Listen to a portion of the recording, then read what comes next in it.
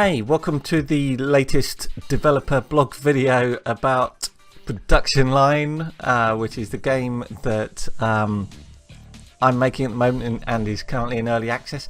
You know all this stuff because, like, you know, who's coming first to this video? What are the odds? Probably about 80 to 1, I would have thought.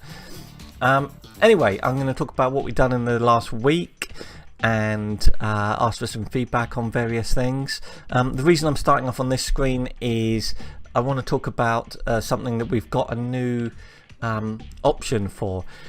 Basically, the thing that's going in at the moment is machine breakdowns, equipment breakdowns. So I'm not talking about the cars breaking down, but stuff in the factory. And this is going to be optional because some people might not like it. So it's in here, slot breakdowns. I've kind of compressed this screen so that I can fit more options on. I know people like options, so I've got it turned on and it's on by default. So I'm just going to load in my current test game, and none of this is final at the moment. This is just how it currently works. So here's a factory. It's not huge, but it's not small either. This is the Detroit map that's in the game that you might know. So what we've got is we've got some new research. If we go into the research screen, I don't think I talked about larger sales teams last time. I'm not sure if I did or not. I don't think I did. Anyway, so we've got a new research thing. Let me try and find it for you. My God, I know it's a process. We have quite a big tech tree now. I really like big tech trees. I think they make such a difference to a game, allow you to kind of like customize the way you want to play and choose your own priorities. Now somewhere in here is maintenance. See where it is? It's after... My God, where have I put it? This is terrible. I suck. There it is. Look, it's right in front of me. So maintenance departments are a new thing after factory expansion. Now, should they go there, or should they come after, like, should they come after here, after like rework or fault diagnosis? The thing is, this is different, right? This is fixing cars, whereas this is more of a like factory management thing. So I think it does make sense to have that. So we've got a new researchable thing, right? Maintenance departments. Now, why do we have that? We have that because bits of the factory will now break down. So can I see if one's broken down at the moment? I have a new bit of user interface for it. At the moment, it doesn't look like I've got any breakdowns. And they are meant to be fairly rare. Because I want this to be something... Oh, there you go. That's one there. That little white icon. If you see that, if I zoom in on that, and if I zoom in more, you'll see it says broken down. Just turn that volume down a little bit. So this one's broken down. If I pause it so that it stays broken down. So this slot is now not going to work. And I played about a lot with the user interface to try and get something that was really obvious, but kind of made sense in the context of everything else. So I ended up changing this to be black and white. So normally these things are in colour, right? And you've got all these lovely charts and everything. This has been changed to be in black and white, and the only thing that isn't in black and white is this flashing red broken down status. I think that works okay. And the other thing that I've changed is up here where you normally have the progress of the current task. If I play that a little bit, oh, it's currently waiting for resources, typical. That's been completely replaced with some new stats here. So that will show you the distance to the nearest maintenance facility, which at the moment is not applicable. A cat's just walked into the room. And how effective that maintenance is, which at the moment is 0, because I don't have any maintenance facilities placed down at all. And it will tell you the progress of the repair. I think I might have to lighten that a little bit so it's more obvious. But if I play it, you can see that it is getting repaired. And when that reaches the top, that will swap back. We'll see that happen. The idea is that slots that are broken down will always get repaired no matter what you do, but you can make those repairs happen a lot faster if you place down maintenance slots. There you go. So now we're back, and it resumed where it was. So if it was in the middle of a task, it will carry on. So that's what a breakdown looks like, and you can see there's a little bit of a gap there. We had a bottleneck. We've got a vast bottleneck there anyway. Another breakdown. But depending where it is, that breakdown could be seriously annoying. So at the moment, I don't think I've got any others. But in order to reduce, oh, there you go, there's one up there. That will be more of a problem, I think. And it depends. If you have multiple lines and you've got like interchanges and you have something break down, who cares? But for example, if where's a single point of failure? I'm probably don't have any, because this is quite a well laid out thing. No, see, I'm aware of, I know how to play my own game amazingly. So I've always got like 3 of everything in this layout, which is quite good. Individual conveyor belt things, they can't break down, and resource importers can't break down. I don't think the export thing can break down, but I'm not sure, maybe it can. Anyway, so that's what they look like. But I have researched, how exciting, the maintenance department, which has a new colour blue. And I think I am happy with that. If you look at like the making of stuff, it's purple. And what does that make sense is that's advanced manufacturing. I spent a lot of time fiddling about with colours. You don't kind of notice this as a player, so I want that blue to be different to this blue. So anyway, I'm going to place a maintenance facility down here. Boom. So I need it to be a sort of colour that you can go, oh yeah, I know what that is. And the icon for it is the kind of tool, the rack of tools. So here's a maintenance department. Now what that should do is, in its immediate area, it won't actually prevent breakdowns, but it will vastly speed up how quickly they're fixed. And if we zoom in, you can see there's loads of people standing around with like spare wire and equipment and boxes of stuff ready to supposedly go and fix things. Now if I click on it, this happens. And look, this is draggable. I'm trying to make everything draggable now because I know that makes things better. Let me just pause this for a minute. So this shows at the moment there are 3 breakdowns. Now I wonder if I should have some sort of way here of like tabbing between, focusing on all the breakdowns. And maybe I should highlight those better. You know, who knows. So there's one breakdown, there's another breakdown. I'm just searching for the icons at the moment. And there's a third. So this is interesting. Now this blue kind of outline here, you can see it's got like 2 strengths. So there's the dark blue, and then there's a sort of lighter blue. In the dark blue, it has a really strong effect on speeding up breakdowns. In the lighter blue, it has a weaker effect, but it still speeds up the fix rate. If it's outside that area, it will have no effect. So if I click here, distance to maintenance facility 89 tiles, maintenance effectiveness 0. That's going to take a while to fix. Same here, 83 tiles.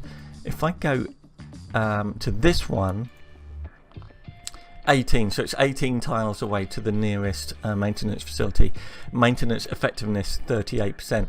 So what we're doing there is we're reducing the length of time it takes to repair this slot by 38%. And if I go back into like normal time, you can see the progress on it. Now at the moment I've made the breakdown time to be variable anyway. And I think that makes sense, because if it's always the same length, people will be able to design around it. And some breakdowns are serious, right? Some breakdowns are kind of minor, so I think that makes sense. So the idea is that placing these down, these maintenance facilities, they're at $44,000, which isn't a huge amount, but they will have ongoing like upkeep because they employ a number of people. So the idea would be that you would place these down so you kind of cover the major parts of the map. There's a few tweaks to do. I think I need a button there to take you to the next, the focus of the next breakdown. And I also think when I'm placing one, you probably need to see the kind of overlays. If I do another one there, That's almost everything covered, isn't it, with 3 of them. Maybe I should make these a lot more expensive. I need to do a lot of playthroughs to see and look typical, right? That's one there that's just outside the area. So I've spent a lot of time on this, but there's a lot to do, right? There's a lot of like balance stuff to do.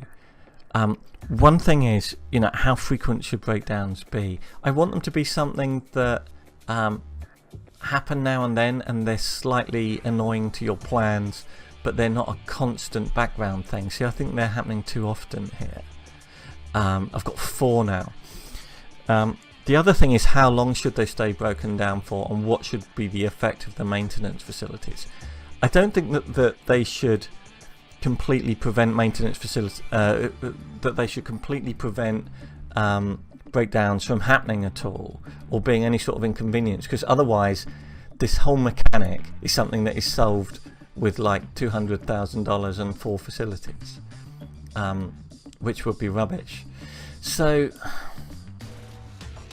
it's, you know, it's hard to balance this and to get this right. The other thing is, should I have upgrades to the maintenance facilities, or upgrades in general that increase the reliability of everything anyway? So maybe I should have an upgrade to a maintenance department, which will be difficult, look, because they have their own user interface. Although I can do that, because I do that with Power. They've got their own interface, look, and they have this little upgrades thing as well. Should I have an upgrade to the maintenance facilities that is like preventative maintenance, that would maybe reduce the chances of, within their area, it could reduce the chances of a breakdown happening, as well as reducing the time to fix them? What do we think about that? I think that would be kind of cool, as in like an additional thing. Because the idea for me is that you have this factory, you get to a rather large size, and then after a certain time breakdowns start happening in the factory, and as the competition hots up from other sort of like AI car companies, your profit margin should get pretty low. So at the moment I actually lost money in the previous hour, but now we do have an operating profit that's pretty damn good, actually.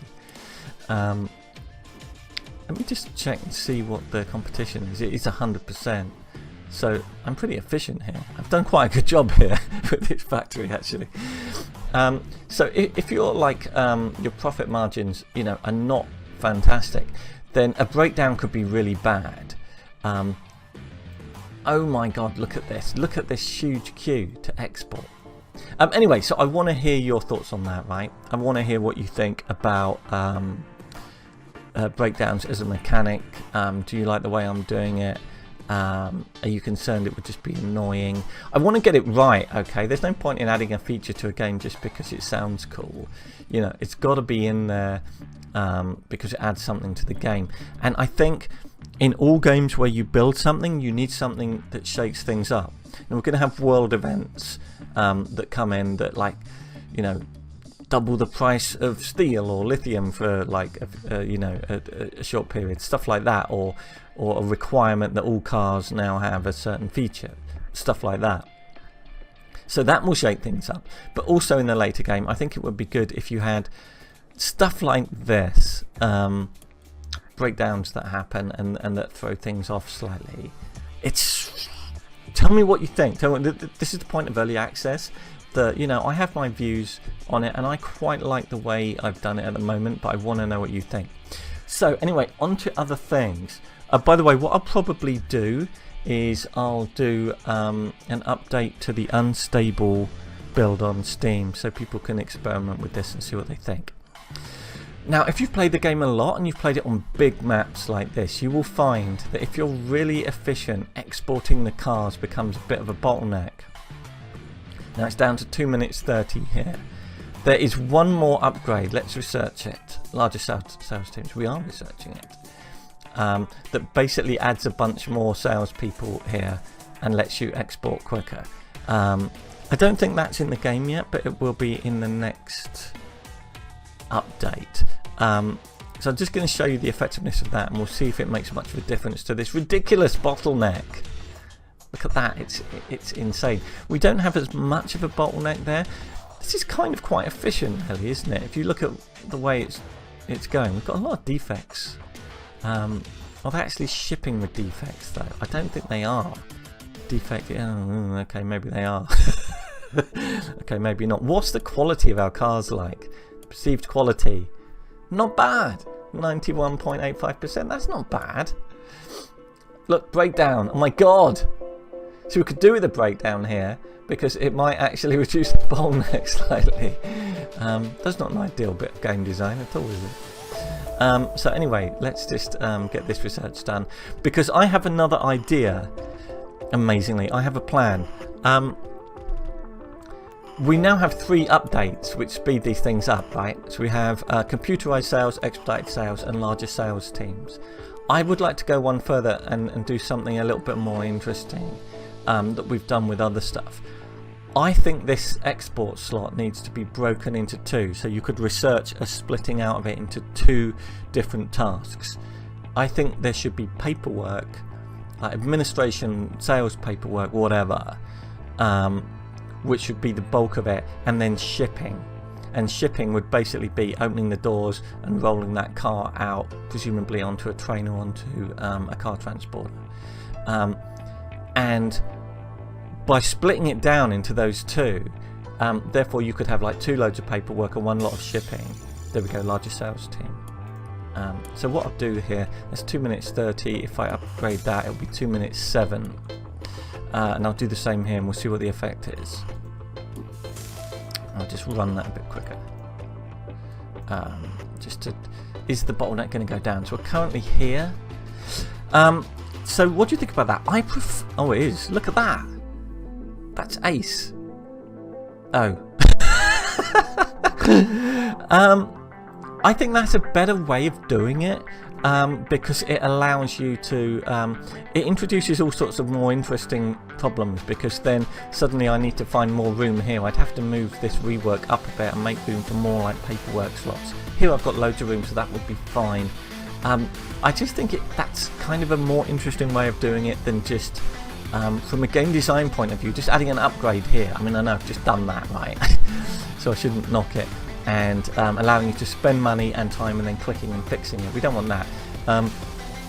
I think we also need the option of allowing a kind of a layout fix, which I think is a better part of the game, really. So it's helped fix it a bit, but not enough.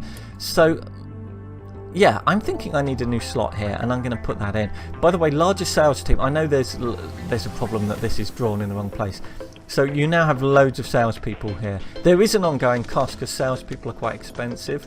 In the grand scheme of things, it's not a huge big deal. It's pretty trivial. Let's have a look at in the long term. So you can't even see it.